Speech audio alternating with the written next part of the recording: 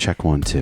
Well, hello there, boyfriend. How are you this fine day? I'm really good. Is it working? Yes. Excellent. Let's not touch shit. I'm afraid to ask, but I have a great question. I don't even know what I was going to say. I'm so disturbed right now. I guess to me the podcast is well, let me put it this way. I was trying to figure out what to call it. Do you know like everyone has a podcast? Like this probably isn't a good idea. Like everyone fair. has a podcast.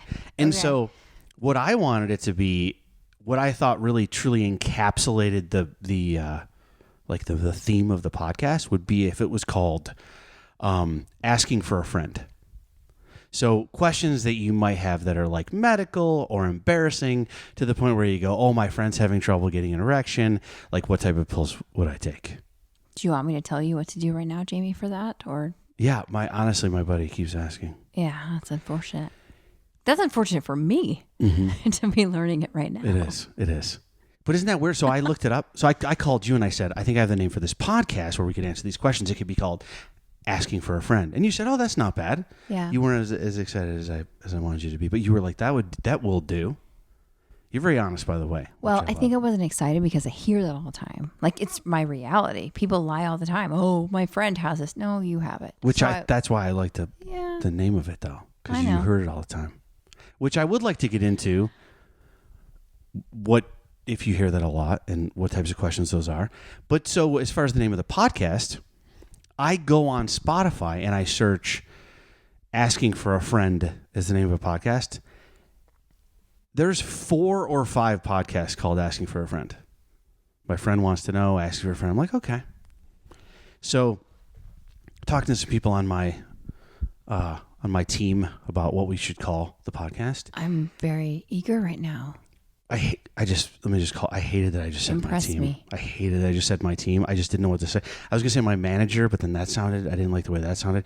I was talking to my You're manager. delaying the inevitable. I want to hear what you came up with. Okay, so he comes up with, and I told him you're not going to like this, and I'd like to know if I'm right. Oh, great. And if so, why? He goes, dude, get ready. I'm going to tell you what I think the name of your podcast should be, but I don't want you to be offended. Wait, this is a professional? This is my manager. Okay. I'm his client. He supposedly loves me and has my best interests at heart. And he's had very good ideas in the past. What? And so he says, I have an idea for the name of your show, but I don't want to offend you. It's a great lead up, isn't it? Do you have any guesses as to where I'm going? Why can't I get it up? No. Oh. He said, why don't you call it, are you ready? And he went through not just this, but a bunch of them. He goes, why don't you call it something like the Doctor and the Dumbass? Oh my God. No. And I said, I wouldn't mind that because I get that it's like, oh, it's this doctor who knows things and then this comedian. No. But I go, my girlfriend I'm offended. would not like that at all. Fuck no. I'm offended. You know what I liked about you was how smart you are. I think like I don't feel that way, but like I thank you. Well, your timing is impeccable and your wit is there, but you also read people and read audiences. And what I saw when I watched you live was like how you change everything to meet the needs of the people that are there. And a lot of people, okay, they're book smart, but they're fucking idiots. Mm-hmm. I feel like you are well read. Oh, you're smiling. Look at this. You're very well read and you have read more than I have. And that really blew me out of the water. So yeah, Doctor and the Dumbass, no go. Let's try the reason again. I'm smiling is number one, it's always nice to like get a compliment. I'm of course super uncomfortable with compliments. Do you want an insult? I wanted to, I'm sure they'll let us come right around the corner. But I was tempted to argue with you just now. And instead I just decided like, oh, that's like a nice thing to say. Good job. The reason I'm really smiling is that's what I knew you would say. Of course. Like when he said that, I go, oh, you don't even like on Gutfeld when I go, I thought whatever. I don't like self-deprecation when you could just simply state a fact and let people make their own decision, which would be a positive one. So I say to him, I'll be honest with you, I didn't tell him the truth. I said, I think that's kind of funny. I get it. I'll talk to my girlfriend, but I don't think she's going to like it. And I didn't tell him why. So then he goes, oh no, there's more? He goes, what about like the Doctor and the Douchebag? Oh my God. Well, I hate that for 2 reasons. Okay. Is it to do with, is a douchebag a derogatory? Yes. I don't think I ever really thought about that. What is a douchebag? It's like an idiot. Do you even know what it is? Like, you mean what is an actual douchebag? Yeah. I would guess that it's some sort of like a cleaning type of thing. Like I don't know what you would do with it. I don't know what it is. Wow. Douchebag. Wow. Bunch of douchebags. Is it? Can I ask you a question? Do we still use the term douchebag, or is it an old?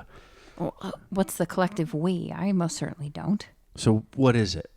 Well, I think the derogatory derivative is someone who's an idiot. Yeah, but I mean, like, what is why would you be offended? What actually is a douchebag? It's implied that you are ridiculous. Mm-hmm. And I don't know.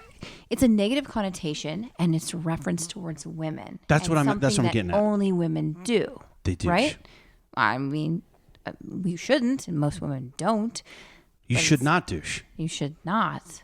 It's an archaic thing that was created because women were taught that vaginas were dirty, which they are not. I mean, I'm pretty sure that you like mine.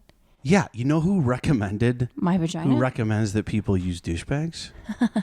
Bunch of fucking douchebags. You can't say that. The reason I don't like the term is because it basically is like, oh, you're a horrible person, and you do something for your vagina. It's like pussy. I hate that word. Just saying it disgusts me. Well, we'll agree to disagree. We don't say I love your pussy. We say you are a pussy, and it's negative. Same with douchebag. Okay, I've said I love you.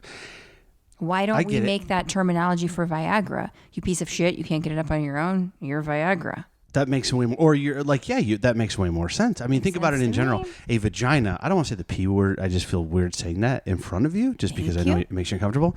But think about what a vagina does, how strong it is, how it has a baby. It's a ridiculous thing to call someone. I could see how you get offended. My only thing would be douchebag. If it is an archaic practice, does it not at some point get freed up for the Urban Dictionary to call someone a douchebag? Or I think that they're still in practice, and you can still find them in certain drugstores. Oh. So women still occasionally will use them, although we advise against them. So they're still being utilized. Is it a cleaning thing? Yes. Okay. But why do you have to clean something that's great? So you're saying, now keep in mind, I'm not a doctor.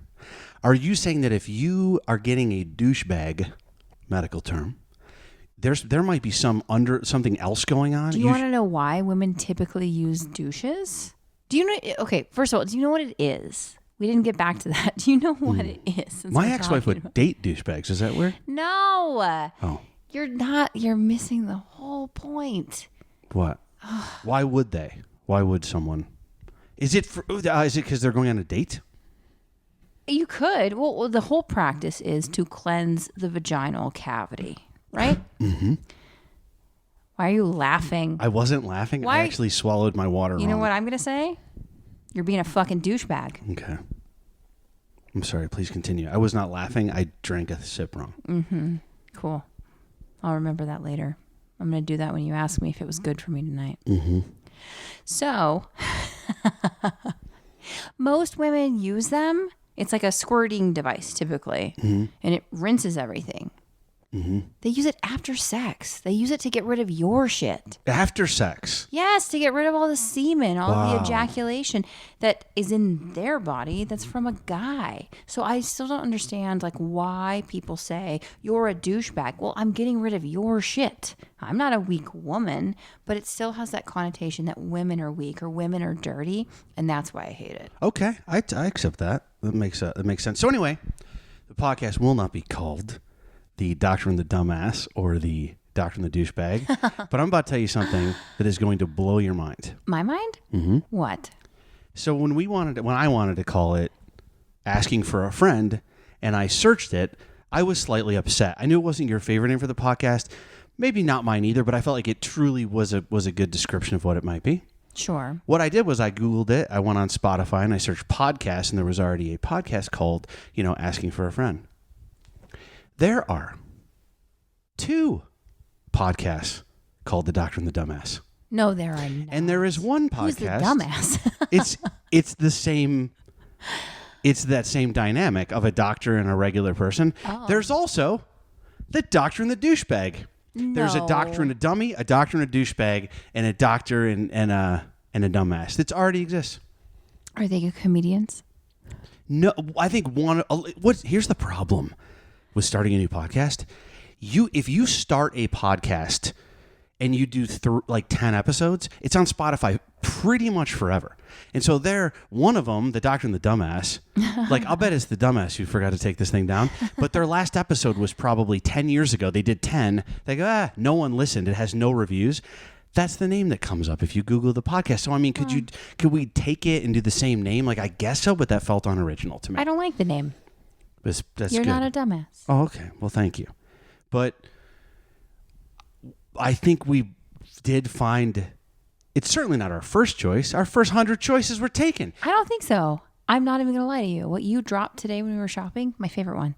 Oh, yeah? Okay. So I wanted something. I said, I think I like where we're going with this, but I want I want you to know like what it's about from the name. I want you to know it's easily searchable. Uh-huh. And so it's Afraid to Ask. Yeah. Where I ask, and I play the part of the guy that doesn't know. I don't know a lot about medicine, and I do have questions, but I'm not afraid to ask. I'll ask you anything. So, we'll get into questions like especially if something comes from personal experience between us. We will ask questions like what is blue balls? Is there an actual medical term of blue balls? Like, do women get blue balls? Like, is it a real thing? Like stuff like that stuff.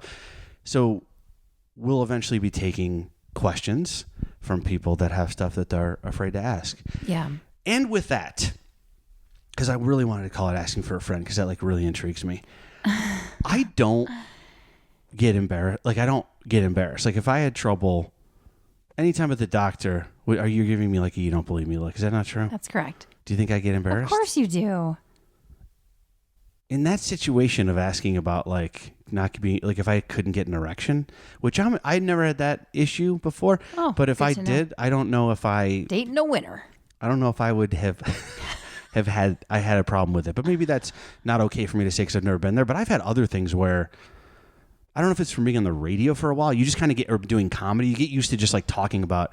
Just this afternoon, a friend of mine messaged me and he goes, hey, would you do me a favor? And I go, yeah. And he goes, would you write an affidavit as to prove that me and my wife are married? He goes, we need it for like Argentina. And he goes, just say that you were with us when I asked my wife to marry me on Catalina Island. All I got to do is like write a little thing that says you were with me. And I read it and I write back, hey, dude, honestly, it just sounds a little bit, I just don't want to do something like illegal. Like I'd be happy to do this, but like, let's find a date when I didn't have a show. Like, what if they issue her some sort of license and then they find out I had a show that night and I wasn't there. And then he leaves me an audio message that says, dude, what the fuck are you? That actually happened. It's a real story. I didn't make it up. You were there. You were there. This actually happened. And so I felt like a jerk. But I fessed up to it. You did. Immediately. You did. I'm proud of you. And was not embarrassed. I couldn't wait to show you what a fool I made of myself. Yeah. Well, listening to his voice message was hilarious. Yeah. That was amazing. I like it when people call you on your shit, which is why I'm excited to do this, because I feel like a lot of the stuff that I don't talk about in medicine needs to be talked about. A lot of my platform is talking about the scary or uncomfortable, because so many people get intimidated to go to the doctor and they don't tell me anything. They just say, oh yeah, I'm here to have my blood pressure checked, right? And they have all these other questions, but they're too scared to ask. I only get those questions from you or my close friends. Like, and I think everybody deserves to ask them and deserves to have them answered, but in a fun way too. Yeah. Like, wouldn't you want to, like, I don't know, like hang out with your friends and like find an answer to like any penis question under the sun? Wow. Oh, you like that one. By the way, there's 3 podcasts already named any penis question under the sun. There's 3 different ones. Okay. Well, I'm women's health, so I'm not going to give you too much penis stuff. And if I have to, I'm probably going to look it up. But Vagina inquiries? I will give you... We'll edit that out. Yeah. No, why would you edit that out? We'll edit out my terrible vagina idea Vagina for the name Diaries? of the podcast. It's fine. So... You didn't say douchebag diaries. I'm happy with you. Okay. But thank you, first of all, for coming to my defense on the douchebag dumbass thing. I'm actually not familiar with that in a relationship where someone supports you and does nice things to you. And so you were saying you get people that come in and they don't want to ask you questions. And I for sure am that guy that... Do you get a lot of people that are like, I don't want to get this test because I don't want to know? Yeah. Well, because what comes to mind for me is... Cancer. Yeah. Yeah. And I was thinking, I just got a colonoscopy scheduled. I have it in a couple weeks. And why did you get that scheduled, Jamie? Because you freaking told me over and over and over that I needed to do it, or I would have never done it. That brings up a really good point, though. If you weren't dating a doctor, would you have done it? I don't think you would have. No. And I'm not trying to give myself credit. I just feel like a lot of people are so afraid they won't do it, and they need that little push. Yeah. And would you say, if you're going to, it almost doesn't make sense, and I'm saying I do this and it doesn't make sense. It doesn't make sense to go, I don't want to know what's going on down there, because the earlier we find something like this, if something was going on with my, I don't know what could happen from the colonoscopy. I'm afraid to ask. Well, I really am. Like, I almost didn't. You're just lucky that the guy who's doing it happens to be a personal friend of mine, so he's going to take you to dinner before he probes your asshole. Oh, that's nice. Yeah, I know. I set it up nicely for you. Is it weird that it's your back. friend? I think it's a little weird. Well, he's not looking at your dick. Yeah, but is it because this is what he does that it's not strange? Yeah, he's desensitized. It doesn't matter. Like if there's another guy friend of yours and you were like, oh, I looked at your boyfriend's asshole and he was a photographer, that would be strange. Unless he photographed assholes. Exactly. So I do that. I take care of my friends. I do their vaginal exams all the time. I look down there, I touch and do procedures. And if they're comfortable, I'm comfortable. I think the hard thing is that is the most sensitive thing in your entire world. Well, the hard thing's my dick after hearing about you and your friends. What is wrong with you? I think so many things. What in the hell just happened? I'm sorry. Do you think... You're never getting introduced to any of them now. The ones you've already met, I'm going to let them flee the country. It just sounds like an original beginning of a pornographic movie. No. Like, oh, thanks for seeing me. My insurance, it lapsed and we've always been friends. This is so... I apologize. You were saying something serious, and I am serious. I legitimately thought you were saying you have to look at it in the perspective of the person who comes to see me. They never come to see me on the best day of their life to see the doctor, right? So automatically, you've taken time off from work. You've scheduled this. You're probably nervous, and then if you have a concern that happens to be in a sensitive area, that's really shitty. It is, and you're going to have to strip down and show somebody stuff. So for me, when we talk about it, I'm in a whole different category. Even with my friends, I go doctor mode. I'm professional. I give them every single treatment that they need, the best care possible. And then we can go to yoga afterwards and it's fine. And then I have other friends who are uncomfortable and I'll say, you know what, find another doctor. I'll refer you just for that part of the exam. Right. Because some don't want me to see it. But I think the important thing is you have to find somebody who respects you. I mean, it's a huge trust issue. Someone that respects you if they're examining you. Yeah, you're super vulnerable. I would never make fun of a patient when I'm afterwards, for that exam. It's so much trust that they're giving to me to get naked and have me examine something that they would only show sometimes one other, or sometimes never, right? No one's ever seen them before naked. Right. So you have to treat it with sensitivity. And you're right. I've had doctors where they were very dismissive or they said something extremely scary and then went, okay, take care. Where you had some sort of scare or something and then... Yeah. If I feel like you've always been good, I know you're good at that without having seen you do it in person. I know that you're good at delivering. But I've had guys where I go, Jesus, he just said that to me? And then everything ended up being fine. But no, whatever it's called, bedside manner or empathy. Yeah, I think what's really difficult too is you catch doctors on good days and bad days. We're people too. And I think people forget that. I can have a really shitty day where I haven't slept at all. Maybe I had a horrible call. I've pronounced patients that I've loved dead, right? I've done CPR. It hasn't worked. It usually doesn't work. Thank you, movies, for fucking that over. Fuck you, Grey's Anatomy. But the point is, at the end of the day, I have to keep doing my job. And people expect me to be robotic. And that's difficult. And everyone has a hard job. I'm not some heroic person. I respect everyone under the sun. I don't think I'm better than anyone. I just mean a lot of people don't think of doctors as people who can fail or have personalities or have personal lives. And we do. So sometimes when you see us, maybe we've just gotten really bad news. Maybe we just had a relationship that we were in fall apart. And that happened to me. Maybe we've had something devastating happen with a patient, and I just got off the phone telling them that they're not going to survive another month. And then I have to go to someone who's like, I don't like the color of my hair. How do I fix it? And if we seem a little callous, it's not that we're dismissive. It's that we're dealing with really tough stuff, but there's no way I would be like, fuck you, dude. I don't give a shit about your concerns. Right. I just told someone they were going to die. So it's challenging in my job because there's a balance, but a lot of the times people also expect me to be superhuman. And I'm not. I have a lot of faults. Never thought about that. And oh, well, I've got a lot of them. So this is a terrible analogy. I wanted to ask also, you said, I'll give you the terrible analogy in a minute. Oh, wonderful. But you said, like, fuck you, Grey's Anatomy. Oh. So you're saying it's not realistic to expect just all good-looking nurses and doctors to sleep together all the time and still handle all their tasks? Oh, I love you, and this is probably going to bug you, but I've definitely hooked up in a call room before. Oh, God. So uncomfortable. It was one time, and I don't even want to continue. I feel fine. It's not like that. Granted, all of my scrubs that I like are Grey's Anatomy scrubs. In a what room? You hooked up in a what room? A call room. I don't know what that is. So like a huge hospital, like 20 stories tall. You finish everything for the night. Nobody needs you. You have a pager in case an emergency happens. Okay. And then you very well could sleep for like 8 hours or get paged every minute. Could I ask you a weird medical question?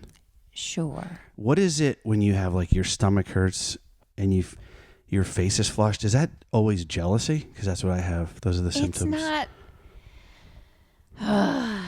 I'm just kidding. I waited to say that one. It wasn't. Okay. You know what? I don't need to know. I didn't fully hook up. How about that? I just made out with somebody. Okay. Fully hook up. I was going to ask, what does hook up mean to people? And I was literally afraid to ask. But okay. You didn't. Do you want to know the truth though? Not. No. Sure. I don't know. It was like 10 years before I even met you. Calm down. What is wrong with me? So essentially, do you know what it's called? Do you know why this doesn't happen? Because we're talking about Grey's Anatomy. We're not talking about what. Do you know what it's called if I were to actually get jealous of?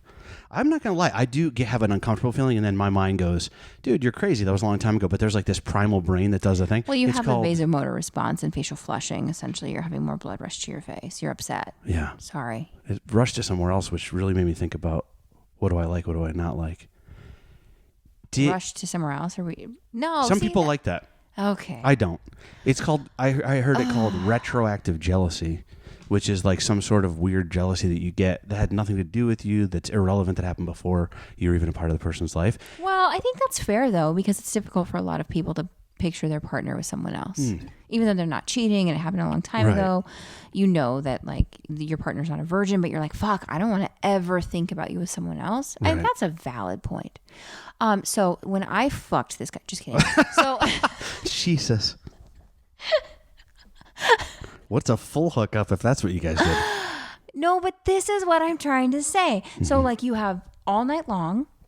But you didn't, it was a partial hookup. We went into a call room where there's like bunk beds. You tried to sleep and I made out with him. My scrub stayed on.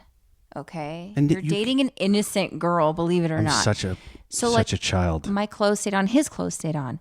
But oh God, that one. Well, I won't tell you the other story then. So what's the other story? I don't have one. I just like messing with you. God, I hate But this. Here's the reality. Could you prescribe me? Can we take a break? Can you prescribe me Xanax? No. So when Xanax bad, by the way. We should revisit that. Yeah. In a lot of cases. Go ahead. Sorry. Why I don't like medical shows is because of so many inaccuracies that they portray. This one, for prime example, I had all night long. I had finished everything. Every patient was taken care of. Like I would never leave a patient if they needed something. Like everything is checked like a million times. Doctors are like crazy about like being overprotective of their patients. It's my responsibility. So I'm not going to leave somebody.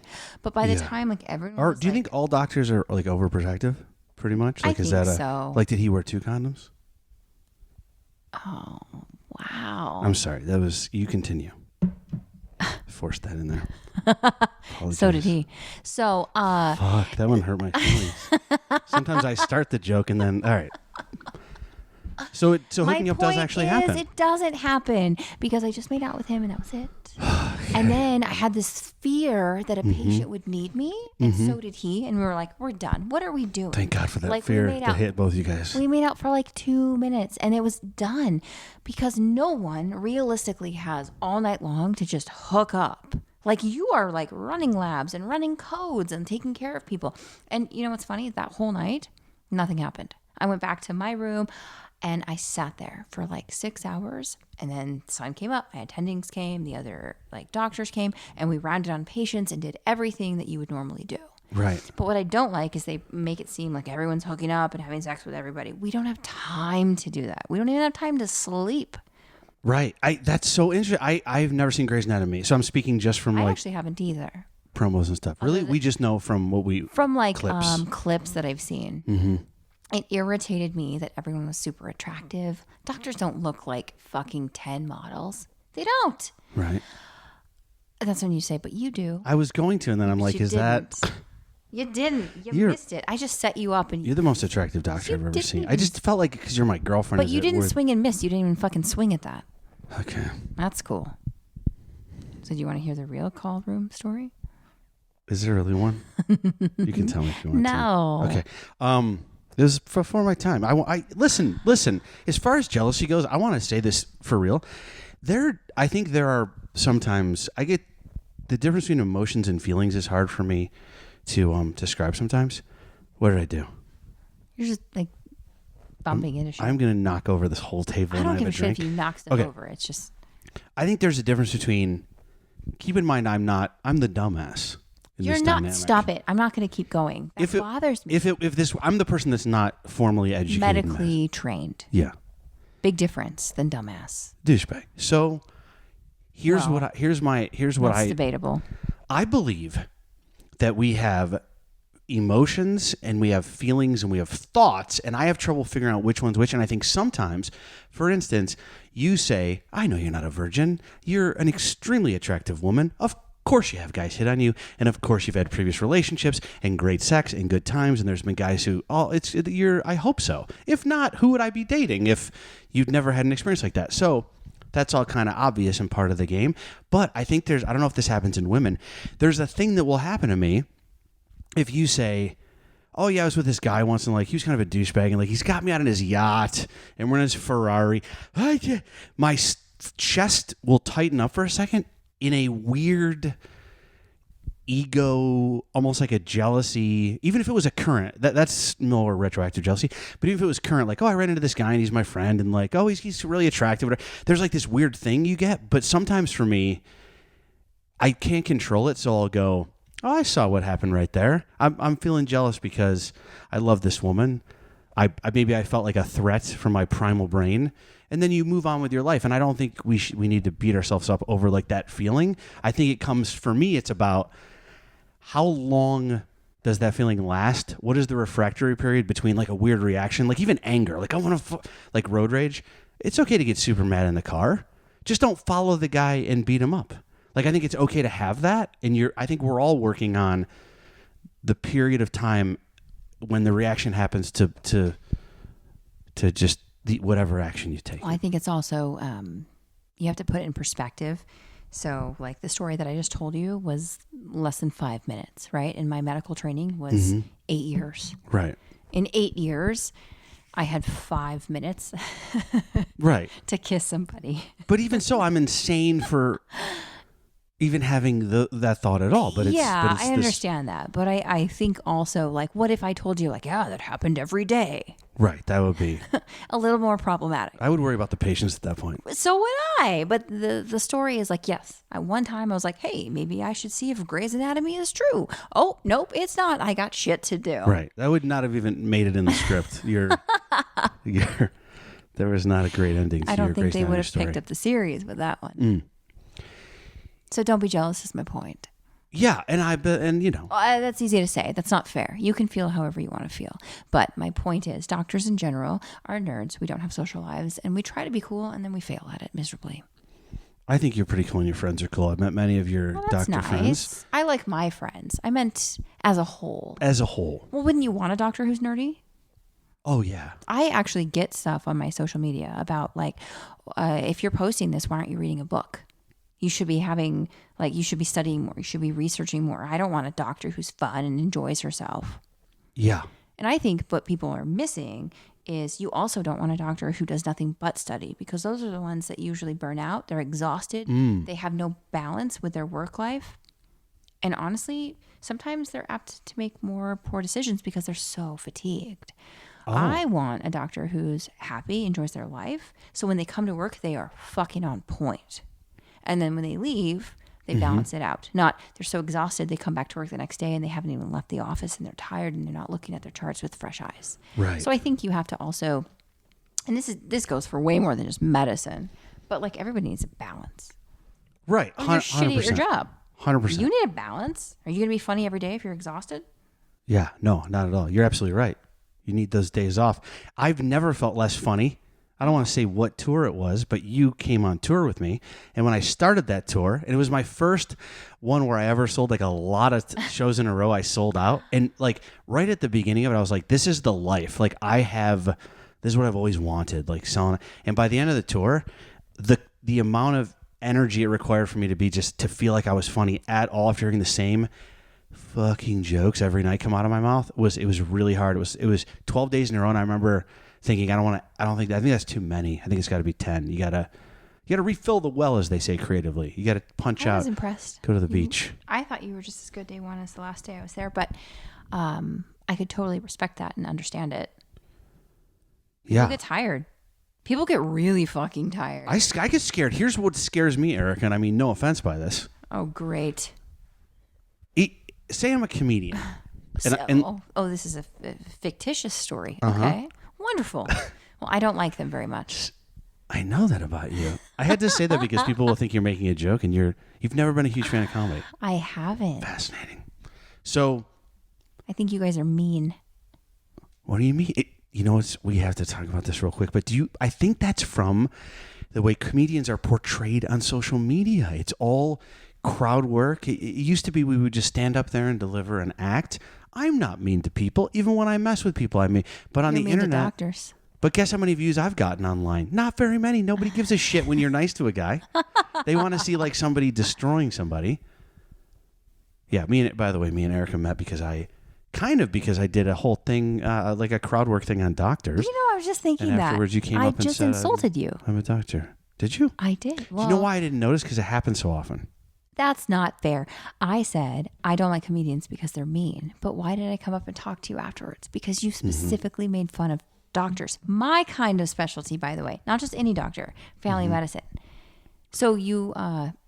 but not in a cruel way. You weren't nice. But I wasn't? I don't remember what we said. Well, I was afraid to go to a comedy show and get picked on and singled out. That's what I think happens to people. So you're right. The crowd work is different. Here's my question. Okay. You ready? And I don't want you to...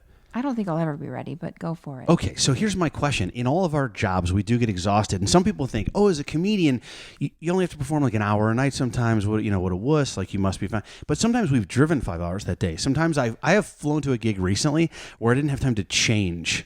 I went right to the gig with a hat on and did not change. I had to go right on stage. Last weekend, I drove to a show that had already begun, and I went up. So there is exhaustion. Now, as a comedian, I thought my last show, I felt like I put it together, and I don't know if anyone would have noticed, but if I'm really tired, the worst thing that could possibly happen, I would think would be, I forget a joke, I don't put as much energy into a bit, and they go, that's pretty good. But like what I'm saying, say the worst case scenario, I'm exhausted, I fall asleep for a second in some insane scenario. There's just a moment where there's no dick jokes being told, no one's harmed or hurt or whatever, which leads me to my question, which is, doctors, depending on the specialty our work is, and especially in residency, I think, are so exhausted at all times. And I would think mistakes might happen. Maybe there's something you can't even talk about, but like, have you ever been, what's the most tired you've ever been, like, while seeing a patient, or if you don't mind saying? Yeah. So they have duty restriction hours now. So essentially, this organization came together for that exact reason and said, you know what, they're working too hard. They're going to make errors. They have to sleep. So I don't even know what it is now. I want to say like 16 hours. Don't quote me on that because I don't know. I haven't been in residency recently. But after so long, you have to go home, which is kind of crazy. That's still a lot. With me, 16, yeah, that's still a lot. In one day. But you can still work. I think it's like, for me, it was different. The longest I ever worked straight without sleeping was 32 hours. Shit. And the worst rotation I ever had, in 30 days, I had 2 days off. Damn. So we were getting there at 4 a.m. and leaving between 7 and 9 p.m. And you don't report it because then they get in trouble. It's a long thing. But you're shamed into, you're too tired, you can't do your job, everyone else does it, people are going to die if you fuck up, so don't fuck up. But what they don't realize is you're exhausted. Yeah. You ever had a close call? Well, yeah. Oh, yeah. Yeah, I've made mistakes. All of us have. You ever almost just nod off? You're talking to a patient and they're telling you something and you almost just close your eyes? I've fallen asleep. You know this story. I've fallen asleep in the OR. I was the first assistant. Oh, that's right. That's right. Yeah. And that's the hard thing. I had to wake up at 3:30. I was going home at 10 p.m. For a surgical rotation for a month. And I was the first assist, meaning the first person after the main doctor. And this person was cut open from sternum to pubic bone, essentially, gutted open. And my job was to hold a retractor. So those are like the big tong kind of things to hold the body cavity open so the surgeon can cut without everything closing up again. But that's a lot of force. So I was standing there.